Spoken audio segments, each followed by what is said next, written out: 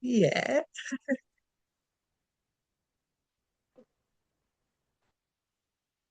Right, so April is Rosacea Awareness Month, and it was actually Giselle who is on here that as well that brought my attention to that.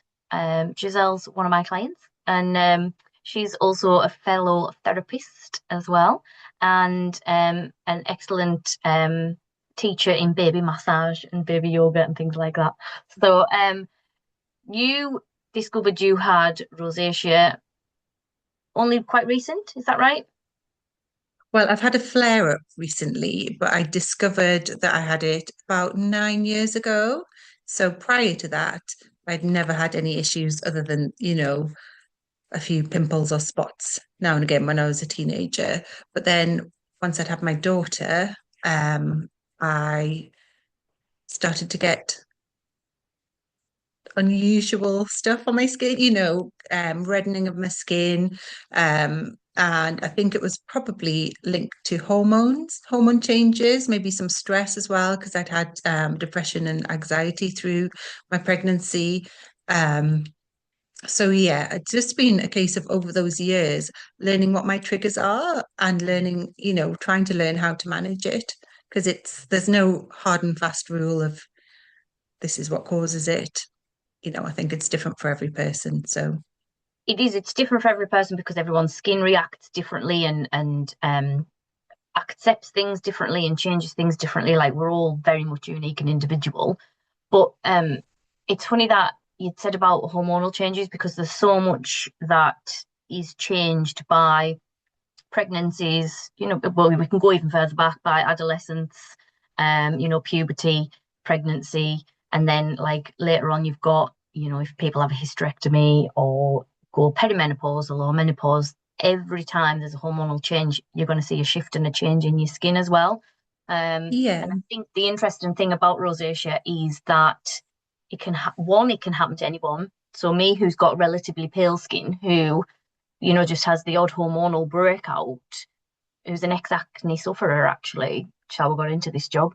Um, it can happen to me next week, next month, next year, and that's the interesting part of it. I think there's a lot of thought around it that people think of if you've got rosacea, you've always had rosacea, and that isn't the case. And even the studies and that they haven't got a full understanding of it yet. Like that is still yeah, an ongoing study, and that's what makes it really interesting as well. yeah, definitely. I think the thing that I found as well when so I put off going to get help with it. I thought, oh, I don't want to waste the NHS's time. It's something superficial. It's my skin. Maybe it'll go. But it really has been a case of kind of differing advice from different professionals that I've spoken to and trial and error, keeping a diary of what was potentially triggers for my skin, trying out different topical creams, trying antibiotics, having restricting my diet, cutting out milk and things, going through different periods of trying different stuff. And I'm currently I've had a flare up recently linked to perimenopause, hormonal changes, and stress, I guess, as well.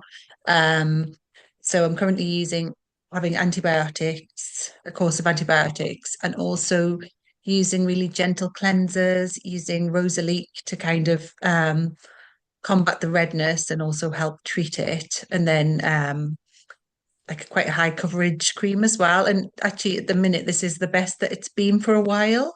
It's so, you mentioned about having acne and things, and we were talking about younger people and teenagers going through it. I just really feel for them because I'm an I'm an adult. I was an adult when I started to get rosacea, and it really impacted my self-esteem and self-confidence. But I feel Takes you like back on there, the whole takes you back wall, to being that hormonal teenager, trying to cover up, yeah, trying to not make this mm, skin condition be on show. yeah, and I just really feel for younger people as well who were experiencing that. I didn't experience that. I experienced other things, other issues, but I didn't experience that with my skin. It's such a visible, it's on your face, it's on your skin, it's the first thing maybe people notice about you, and it can make you so self-conscious. So yeah, there's so many layers to the impact that it can have on your life. Yeah. So yeah, I think it's really important to speak to as experts like yourself, people who, are trained in helping people with their skin and also medical professionals as well. It's really, Yes, yeah. absolutely. So it's interesting you said about the antibiotics because I know if people are watching that do feel like they're starting with rosacea, is that something that is prescribed to you as a short course, or is that something you are now just on? Like, talk us through that a little. So when I had a flare up initially, um, no, a few years ago when I had another flare up, I was on antibiotics for a while, and the current prescription is for 6 months. I know there's a bit of this is where there's no kind of concrete guidance. I've read stuff around the biome and how having antibiotics can negatively impact that. But for me personally, I've found that it's really had a Healthy. really positive impact. I think because I was starting to get not only redness, but pustules as well, which Yeah, is really, really yeah, sore, yeah. really impacts your self-esteem and just, yeah. It's interesting what you said about the gut microbiome as well, because I always, when I do a skin analysis consultation and people come to me with these issues, I massively talk about the skin microbiome connection to the gut microbiome. And rosacea is Yes. often linked to if there's something going on in the gut. Sometimes it can be like the liver, I found with some of my clients. Sometimes it can be, I've got one client who's waiting for a gallbladder out and it's made it flare up. So there's different things that it's affected by, and then it's obviously impacted by your hormones. So, Yeah. and I think as well, like we'd said about this before, that there's a type of rosacea that people used to associate with old drinking men who have like spent Yeah. all their hours in the pub or down the pit type of thing. Do you know what I mean? And Yeah. that's where Mhm. that automatic mentality of that comes from, where obviously with you that's not the case. You're not an old man and you don't sit in the pub all day and you haven't worked down the pit. Yeah. So um and I, I I am from like a pit village though. okay. I like I liked that you'd put on one of your posts that you'd shared that um we shouldn't feel that we should have to hide away and be worried about people's thoughts because of how that they're thinking about you. It's an appearance thing, but it does make people feel like you'd said self-conscious and worried that are people going to associate it with a cleanliness or a unlooking Yeah, after yourselfness, even though that's not a word I'm absolutely. saying it today. Yeah, no, definitely. I think on a personal note, I've got a very client-facing job. I'm working with groups and um on a face-to-face basis with people on every day. And yeah, you do if you're feeling a bit a lot very self-conscious, it can make you think, oh, what are people going to think? Are they thinking that I'm not washing my face? I'm not, following any kind of skin hygiene routine. I do, and it's not associated, it's not to do with your skin hygiene. I mean, yeah, if I wasn't looking after my skin, it would probably exacerbate it, but it's that's not the cause of Yeah, rosacea. But a few years ago, I did have a bit of a flare up, and I thought, all of um, cold water swimming is all the rage, and I'd read that that can really help reduce inflammation. I thought, oh well, that's going to be great for my skin. So I used to go. It was the middle of winter. I went in the sea with a wetsuit on, but I thought this is going to be really helping my skin, but it really made my skin worse because I think it got infected and it made it really sore, really. So yeah, I think sometimes we think we'll give this a try yeah. and it'll help So I out, think if you but it's have just like trial and error. if you have some like open stuff going on there that can, yeah. And I think there's such a mix up of people who go, right, I think I've got rosacea, so they'll go out and research, but there's so much contradicting information out there Yeah. that'll tell you you need Mhm. extra this. And, a lot of people going all harsh with the active ingredients and like AHAs and things like that. And a lot of the time, what the skin needs is just calm and like really basic calm products. And that doesn't always mean like just all natural, because sometimes, like you said, the sea is about as natural as it can get. Well, depending on where you're at in the sea these Yeah. days. But um, you know, that isn't always what it needs, and it's figuring out to each individual what they need. So I would normally say to people, keep a diary of when the flare up happens. Does it coincide with something with the bowel, something with the bladder, something in your diet?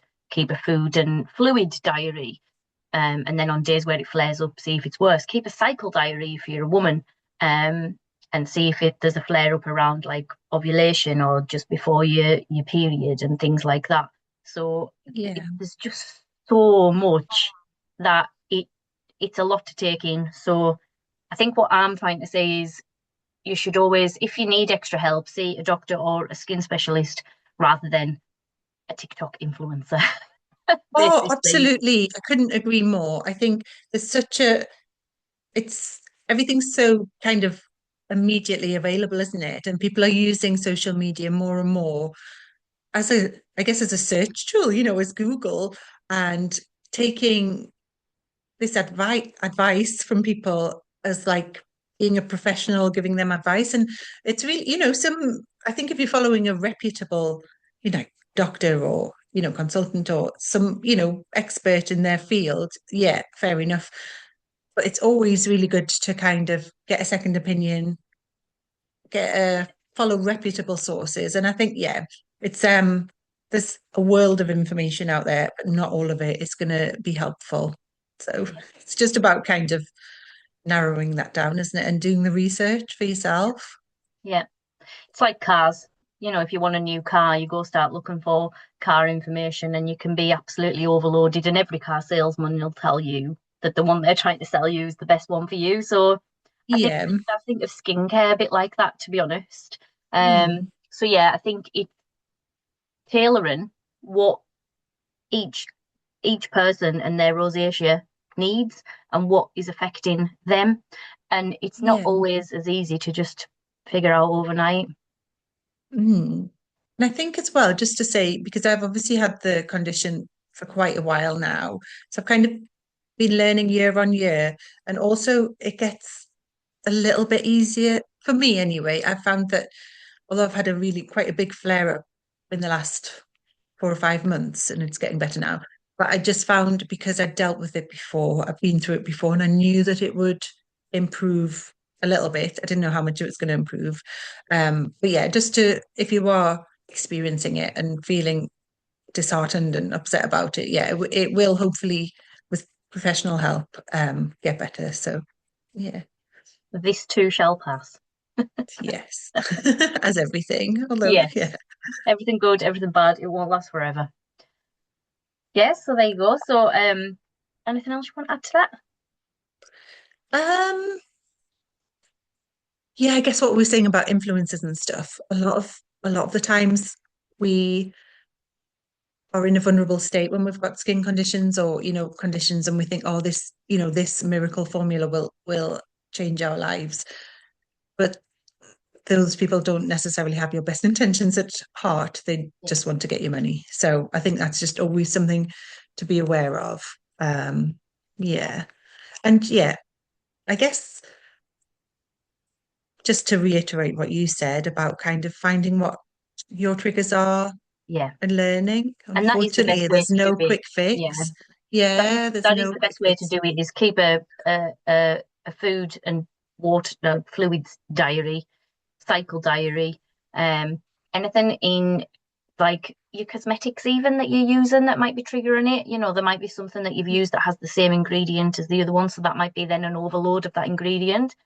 Say like I don't know, I'm pulling a gradient out the top of my head. People say azelaic acid is really good. It's in this item. Yeah. Then like Mhm. a foundation brand or an SPF brand might go, well, we're going to add this in it and we're going to add this in it because it's really good. But if you're already using it in your skincare routine and there's some added into your cleanser and there's some added into your moisturizer and then you're putting your makeup on, if the recommendation is like 4% that day that you should have, by the time you've added up how much is in all them ingredients, you've then got too much of that one ingredient and you're up to like 12% Yeah. before you know it. And I think that's Yeah. a really interesting thing to look at, which obviously influencers aren't telling you because they don't know what your specific need and requirement is. Yeah. Hope that I makes think sense.